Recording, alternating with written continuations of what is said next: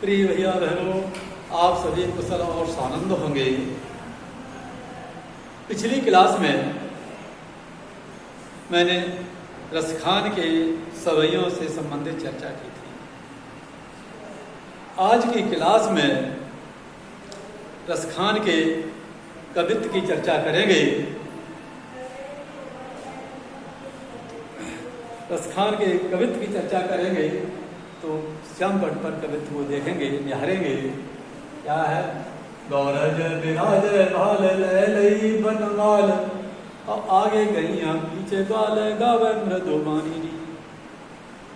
गौरज विराज भाल लई बनमाल, और आगे गैया पीछे ग्वाल गावे मृदुबानी।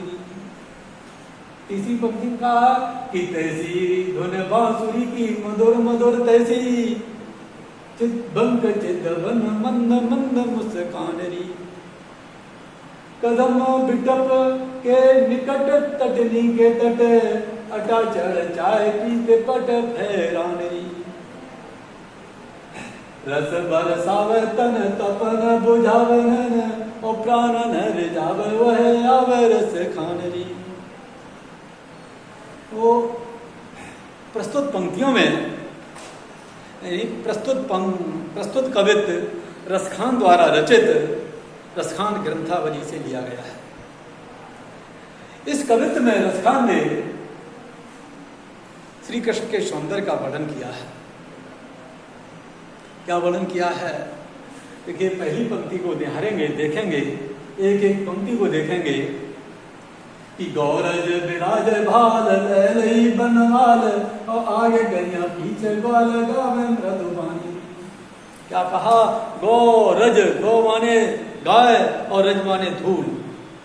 कहने का मतलब ये है, रसखान ये कहना चाहते हैं, संध्या का समय है, श्री कृष्ण गायों को चराकर घर वापस लौट रहे हैं। संध्या का समय है, श्री कृष्ण गाय चराकर वापस घर की ओर लौट रहे हैं।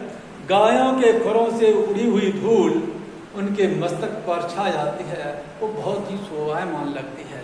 तो यहाँ पे क्या कहा? गौरज विराज है, राजमान है। गौ माने गायों की, रज माने धूल। गायों के खुरों से उड़ी हुई धूल श्री कृष्ण के मस्तक पर विराजमान छाई हुई बहुत ही शोभायमान लगती है। और क्या कहा? लह लई भार माने मस्तक, मस्तक पर छाई हुई बहुत ही सुशोभित हो रही है। क्या सुशोभित हो रही है? गायों के खुरों से उड़ी हुई धूल बहुत ही सुशोभित लग रही है। और दूसरी बात क्या कह रहे हैं? लई बनमाल, और गले में लहराती हुई, उनके हृदय पर लहराती हुई बनमाला भी बहुत ही सुशोभित हो रही है। जिस तरीके से जितनी ही सुशोभित उनके मस्तक पर धूल शोभायमान हो रही है, उसी तरह से उनके गले में लहराती हुई माला भी सुशोभित हो रही है। तो आगे पंक्ति में रसखान क्या कह रहे हैं कि आगे गैया पीछे ग्वाल गावे मृदुबानी। श्री कृष्ण आ रहे हैं। एक सखी दूसरी सखी से कह रही है, एक ग्वालिनी दूसरी ग्वालिनी से कह रही है, हे सखी, श्री कृष्ण आ रहे हैं, बांसुरी बजाते हुए आ रहे हैं। उनके आगे आगे गाय चल रही हैं।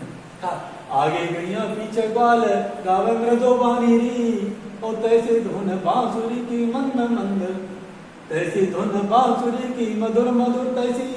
क्या कहा? श्री कृष्ण आ रहे हैं, बांसुरी बजाते हुए आ रहे हैं, गाते हुए आ रहे हैं। आगे आगे गाय चल रही हैं और पीछे पीछे श्री कृष्ण आ रहे हैं, और श्री कृष्ण के पीछे उनकी मित्र मंडली आ रही है।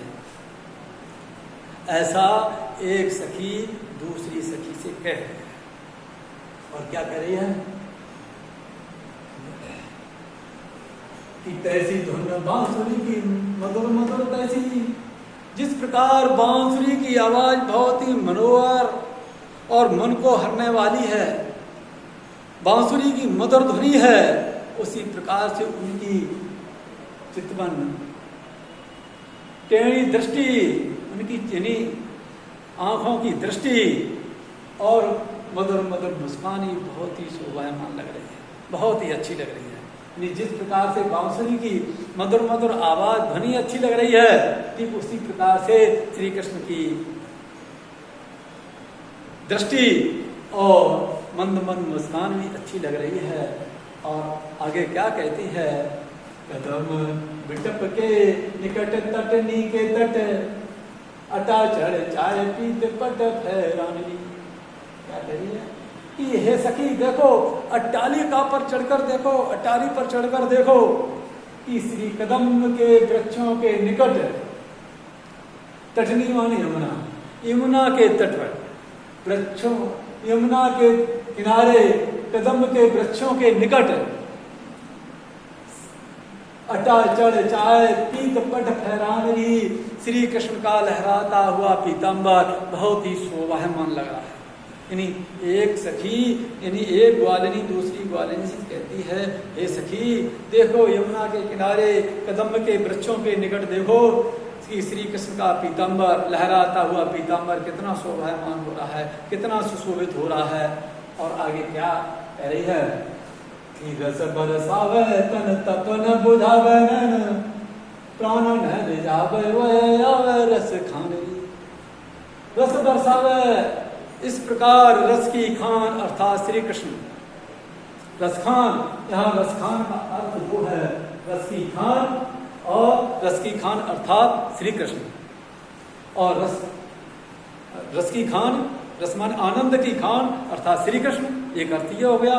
दूसरा अर्थ है क्या, रस खान कवि के लिए कहा गया है, एक शब्द एक है, अर्थ दो है, तो श्लेष अलंकार है। तो गोपियां, गोपी दूसरी गोपी क्या कह रही है कि हे सखी वह रस की खान, रस की वर्षा करते हुए, आनंद की वर्षा करते हुए आ रहे हैं।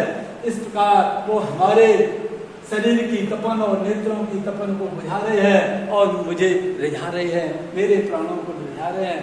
वह आवे रस खाननी, वह रस की खान आनंद की वर्षा करते हुए आ रहे हैं।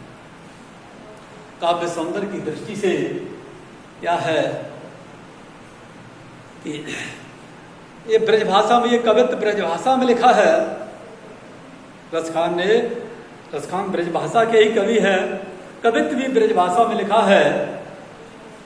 और श्रृंगार रस, पहली बात ब्रजभाषा का प्रयोग किया गया, और श्रृंगार रस, सुंदरता का वर्णन किया, श्रृंगार रस, गुण माधुर्य। और अलंकार की बात करते हैं तो पीत पट में अनुप्रास अलंकार है, रस की खान में श्लेष अलंकार है। रस की खान शब्द एक है, अर्थ अलग अलग है, दो है, इसलिए रस की खान में श्लेष अलंकार है, और पीत पट में अनुप्रास अलंकार है, और मंद मंद में पुनरुक्त प्रकाश अलंकार है। और शैली छंद कवित्व, छंद कौन सा है, कवित्व। इस प्रकार से सभी भैया बहन, सभी बच्चे बड़े धैर्य से एक एक स्टेंजा को, एक एक अवतरण को बहुत सावधानी से पढ़ेंगे।